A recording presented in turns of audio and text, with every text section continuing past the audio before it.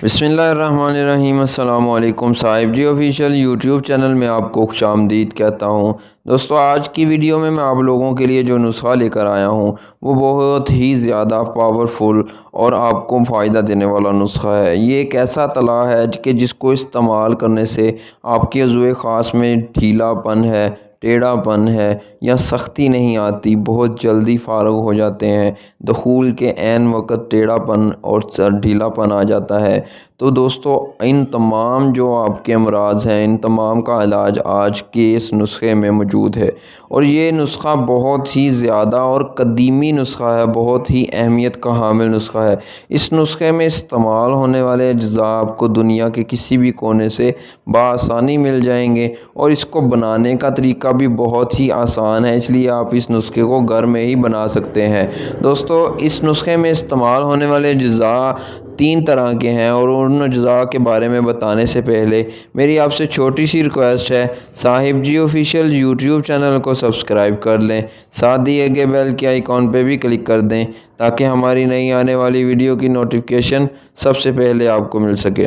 दोस्तों, सबसे पहले हमने इस नुस्खे में जो इस्तेमाल होने वाला जुज़्व है, सबसे पहला वो है रोगन ज़ैतून। ये आपने मालिश वाला लेना है, रोगन ज़ैतून 50 ml। दोस्तों, दूसरे नंबर पे है रोगन तिल, ये भी आपने 50 ml लेना है। और तीसरे नंबर पे है लहसुन। लहसुन आपने 4 अदद लेने हैं दाने, उसकी गुठली में जो दाने होते हैं वो 4 लेने हैं आपने, 4 अदद। दोस्तों, सबसे पहले आपने करना कुछ यूँ है कि लहसुन के दानों को जैसे औरतें सालन में डालने के लिए उसको पीस लेती हैं, दोरी वट्टे में डाल के कूट लेती हैं, वैसे आपने उसको कूट लेना है।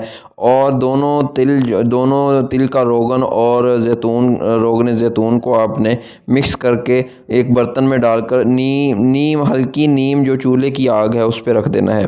दोस्तों, उस पर रखने के बाद आपने लहसुन उसके अंदर डालना है और तब तक उसको पकाना है जब तक कि लहसुन जल ना जाए, सुर्ख ना हो जाए लहसुन। जब सुर्ख हो जाए तो आपने उसको उतार के ठंडा कर लेना है और उसमें से ऑयल को अलहदा कर लेना है और लहसुन को जो सुर्ख रंग का हो गया है उसको फेंक देना है। वो आपका तला तैयार हो गया है। दोस्तों, आपने रोज़ाना 10 कतरे अपने उज़्व ख़ास पर उसकी मालिश करनी है। मालिश करने से पहले अपने उज़्व ख़ास को नीम गर्म पानी से ज़रूर धोया करें ताकि उसकी जो मसाम है वो खुल जाए और आपको ज़्यादा से ज़्यादा फ़ायदा हासिल हो।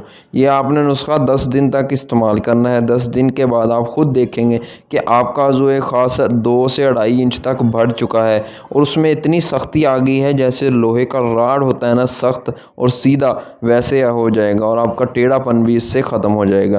वीडियो अच्छी लगे तो वीडियो को लाइक और शेयर करना मत भूलिएगा और चैनल को सब्सक्राइब कीजिएगा। बहुत शुक्रिया। अल्लाह हाफिज़।